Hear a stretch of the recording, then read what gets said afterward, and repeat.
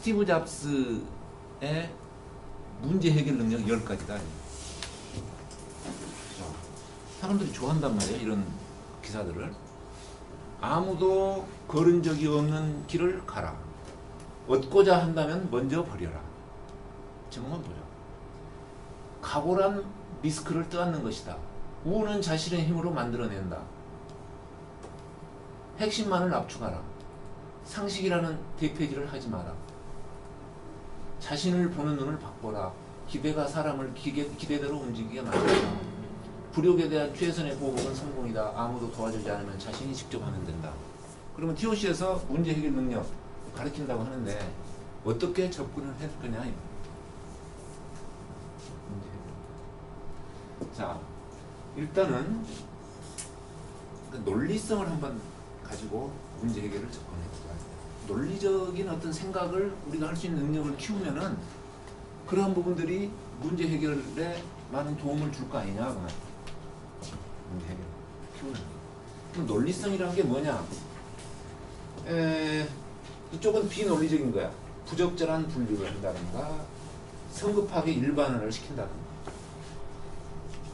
또 논리적인 그 어떤 전개의 오류가 있어. 그러니까 이 부분은 귀납적인 어떤 오류고 이 부분은 연역적인 오류가 될 수도 있어요. 자, 좀 어려운 말이긴 한데 하여간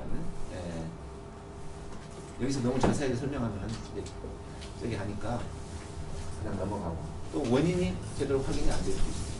인과관계 연결이 잘못될 수도 있어요. 그럼 어떻게 극복해야 되냐? 우리는 분류를 잘해야 되고 상관관계를 잘 살펴야 되고 인과관계를 잘 살펴야 되고 이런 것들이 논리적 어떤 거를 키우는 거예요. 이거를 여러분들 우리가 앞으로 많이 이야기를 하고 그러니까 골드릿이 지금 책 중에 It's Not Luck이 있었잖아요. 그게 이제 더 골을 후속으로 나오면서 그것도 더 골과 거의 비슷한 베스트셀러 같은 책인데요. 근데 럭이 아니다. 그건 뭐야? 비논리적이다. 약간 논리성이 떨어진다 그 말 아니에요? 그냥 운 좋게 뭐 이렇게 됐다 이런 뜻인데 그러면 not luck이니까 it's not luck이니까 그러면 it's 뭐예요? 뭐가 돼야 되겠어요? 로직. it's not luck이 그 책이에요. it's logic이란 책이에요. 그 제목을 긍정적으로 바꾸면 오케이? 그러니까 접근이 어떤 논리성으로 접근을 해가면서 논리적인 사고로 문제를 풀어가는 그게 어떤 TOC 어프로치다. 자, 그러면은 오늘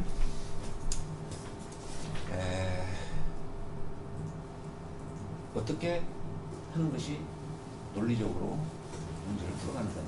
샘플로 아주 간단한 것으로 제가 몇 가지 예를 한번 들어보겠습니다. 이 논리성이라는 이야기는 인과관계를 엮어간다 그런 말이에요. 원인과 결과. 그 중에 인과관계를 생각하면서 이 어썸션, 가정에 도전한다는 이런 캐치프레이즈 우리가 걸어갈 수 있는데 그러면 가정이 뭐고 도전이란 게 뭐냐. 이제 요 이야기를 조금 해보려고 합니다. 그래서 엄밀한 의미의 인과관계는 정말 과학적으로 검증된 어떤 그런 원인과 결과의 관계인데 TOC에서 말하는 인과관계는 꼭 과학적으로 검증할 필요까지는 없어요. 그 부분의 생각을 깊이 하는 사람이 맞다. 이건 분명히 이것의 원인이 되고 그러면 이런 결과가 일어난다고 스스로 판단하면 오케이. 그 인과관계를 인정을 해주는 거예요. 그 정도. 그 정도 이야기를 내가 적어놓은 겁니다. 자, 그러면은 엘리베이터에서 전기가 소모되는 걸 보면은 닫은 스위치를 누르면은 전기 소모량이 엄청나게 많아진다. 인과관계가 있습니까? 한참 그래서 우리 아파트에 방송이 막 나와. 지금은 안 하는데 주민 여러분 엘리베이터에 닫음 스위치를 누르지 마십시오. 전기가 소모량이 엄청나게 많아집니다. 몇 번 들었습니다. 여러분 어떻게 생각해요? 아니 그거 조금 누른다고 무슨 전기가 그렇게 많이 소모가 돼? 나 이해가 안 되더라고. 그래서 내가 전기과 교수한테 물어봤어. 아니 엘리베이터에 닫음 스위치는 전기 소모량이 그렇게 많습니까? 그러더라고. 물어봤어. 그랬더니 그 사람이 웃지. 근데 왜 이런 말을 하냐. 인과관계 성립이 돼요? 안 돼요? 인과관계 맞다고 생각하시는 분 손 한번 들어보세요. 틀리다고 생각하시는 분. 나머지는 뭐예요? 다수결로 일단 통과됐어. 인과관계가 틀리다. 인과관계가 아니다. 정말 그런가? 닫은 스위치를 누르면은 문 열리는 시간이 줄어들어.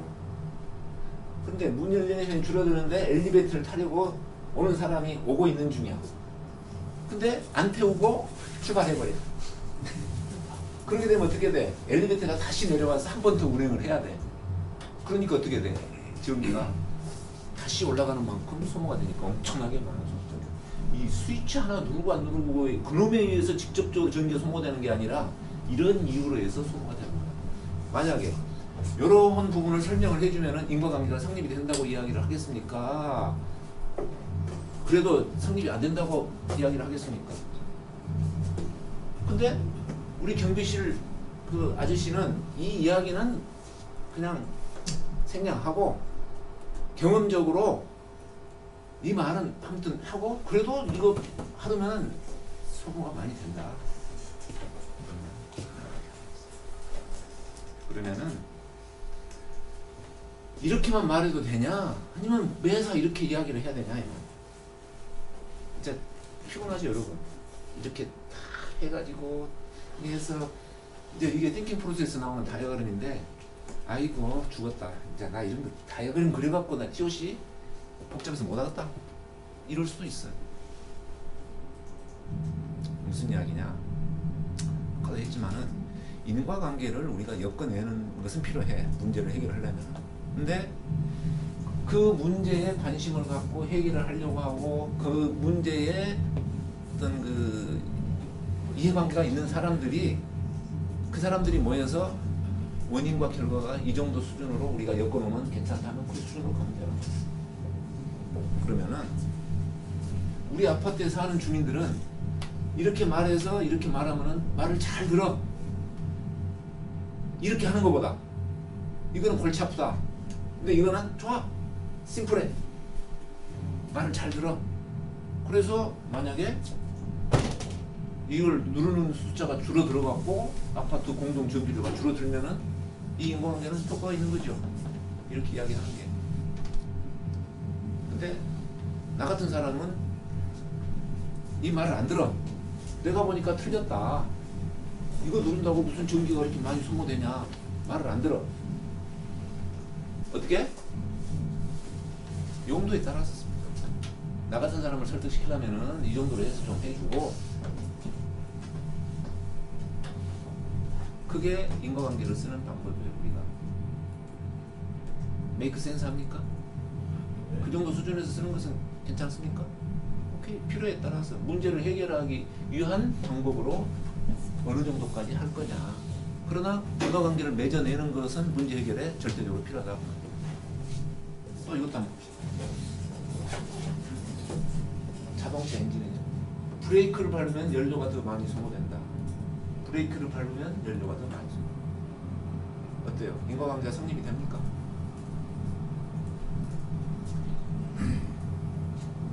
어떻게 생각하세요? 인과관계. 브레이크를 밟으면 연료가 더 많이 소모된다. 그렇다고 인정을 하실 겁니까? 인정하면 성립한다면. 자, 인정하실 분 손 드세요. 이제 둘 중에 하나를 가려줘야 돼. 성립이 안 된다고 생각하시는 거예요. 디폴트로 손 안 드신 분은 안 된다고 생각한 걸로 할게요. 우리 배 소장님 안 된다고 생각한 걸로 내가 자, 그냥 즐겁게 하는 이야기고. 애매하죠? 애매해. 그러면은 자, 뭔가 함정이 있는 것 같기도 한데 두 가지를 생각해요. 운전자와 엔진 개발자를 놓고 생각을 해요. 그러면은 운전자 입장에서는 이게 브레이크를 밟으면 연료가 더 많이 소모되는 게 맞아. 그죠? 가다가 밟고 그러면. 왜? 저속 주행은 연비가 낮고 이동거리는 정해져 있고 정지해도 연료는 소모가 된다고 하면은 당연히 이렇게 되겠죠.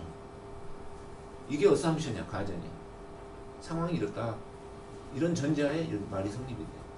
근데 엔진 개발을 하는 사람이 엔진 연비를 실험할 때 브레이크를 밟으면은 연료가 더 적게 소모가 돼.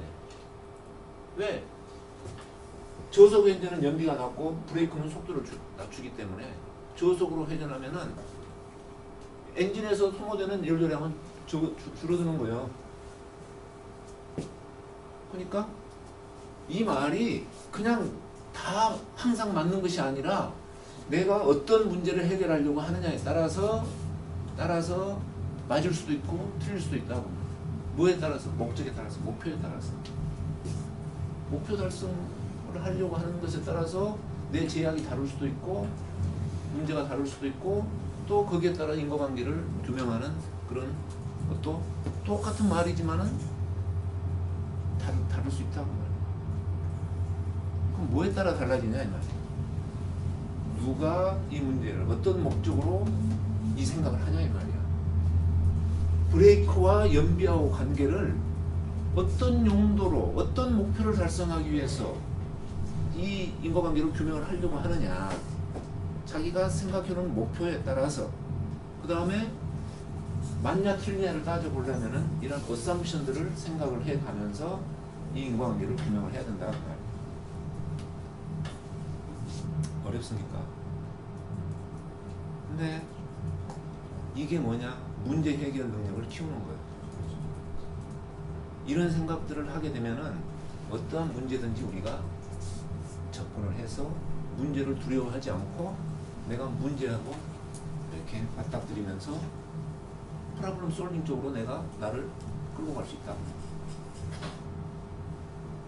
그 전문가, 프로블럼 솔빙의 엑스퍼트가 되려면은 이게 기본이다.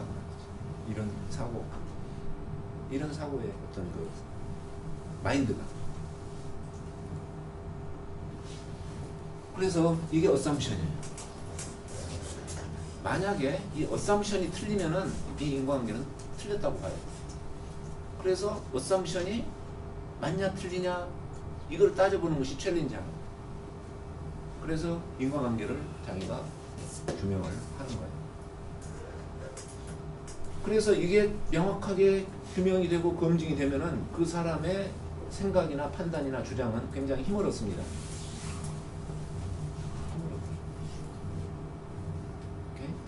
그게 전문가예요. 자, 써봅시다. 그러면 해결책이 어떻게 되냐? 봅시다. 여기에서 브레이크를 밟으면 연료가 많이 소모되는데 왜냐하면 정지해도 요거는 맞아. 요것도 맞고 이것도 맞아. 근데 어떻게 하면은 연료 소모가 줄어들게 할 것이냐의 대책을 만들어 보려면은 이거는 이건 밟는 것이고 이 어썸션을 봐가지고 이 중에 뭐가 잘못됐느냐 어디를 바꿀 것이냐 이 생각을 해보는 거야. 그러면은 정지해도 연료는 소모된다. 이건 어떻게 바꿀 방법이 없어. 근데 이 부분에서 정지해도 연료가 소모되기 때문에 정지하면은 연료가 소모되지 않는 어떤 방법은 없을까 이 생각을 하면은 거기에서 뭔가 연료 소모량이 줄어드는 브레이크를 밟더라도 연료 소모량이 줄어드는 어떤 뭔가를 만들어낼 수 있다. 요즘에 그런 차들 나오죠. 정지 중에 엔진이 스톱해. 그러다가 출발하면 엔진이 켜져. 그러면서도 소모량이 줄어들고. 독일 차들이 요새 그런 차들이 많더라. 국내 차는 있는지 모르겠네. 그게 과학이고 이게 프로블럼을 솔빙하는 하나의 자세다. 여기서부터 출발을 하자. 이런 데서. 여기는 그러면 어떻게 해야 되겠어요? 엔진 개발자가 브레이크를 밟았을 때 연료가 더 적게 소모가 되는데 어떻게 하면 하냐? 하여간 여기서는 나는 어떤 대책은 지금 해결책은 여기서는 찾을 수가 없어요. 왜냐? 일단 내가 생각하는 가정은 이건데 이 가정을 내가 챌린지 해봤자 여기서 답은 안 나와. 그러면 어떻게 해야 돼? 더 깊은 가정을 찾아내야지. 그건 과학자가 할 일이야. 엔진 개발자는 뭔가의 전문 지식이 있어. 그러니까 뭔가의 그 자기 전문 지식 범위 속에서의 어떤 가정들이 있을 거라고. 내가 설계를 지금 이렇게 했는데 어떻게 했는가 같은 거 이런 걸 들여보면 뭔가의 그게 가정이 있을 거라고. 이런 부분을 잘 해가지고 마즈다 자동차가 지금 적자에서 흑자로 벗어나가지고 지금 다시 살아나고 있어요. 엔진 개발을 이렇게 했어요. 띵킹 프로세스를 사용해가지고 엔진 개발을 했어요. 그래가지고 지금 연비가 정확한 잘 모르겠습니다만 뭐한 30km가 나온다던가. 그러니까 내연기관 나고 이 하이브리드도 아니야. 그래서 지금 베스트셀러카로 계속 마즈다가 일본에서 나와가지고 2013년도에 TOC ICO 컨퍼런스에서 그 마즈다 자동차 개발했던 사람이 기도 연설을 했어. 1시간 동안. 천천히 모아놓고 끝나고 기립박수가 왔어. 죽어가는 회사 살렸다는 거야. 죽어가는 사람을 살리는 것은 의사지만 어때요? 죽어가는 회사를 우리 TOC 엑스퍼트가 살릴 수도 있다고. 문제 해결을 통해서 그 사례였어. 모든 사람이 이러면서 기립박수를 해. 감동을 주는 거야. 아, 나도 저런 일을 하려고 했는데 당신이 했군요, 이거지. 일본이 지금 그렇게 하고 있습니다. 또 봅시다. 문제 해결에. 그러니까 제가 이야기한 것은 가정에 도전한다는 의미가 이런 것이다 하고 말이에요. 가정을 살펴보면서 혹시 틀린 가정은 없는가, 아니면은 틀리지는 않았지만은 여기에 대한 대책을 해가지고 어떻게 할 수는 없는가, 이런 걸 보는 거예요.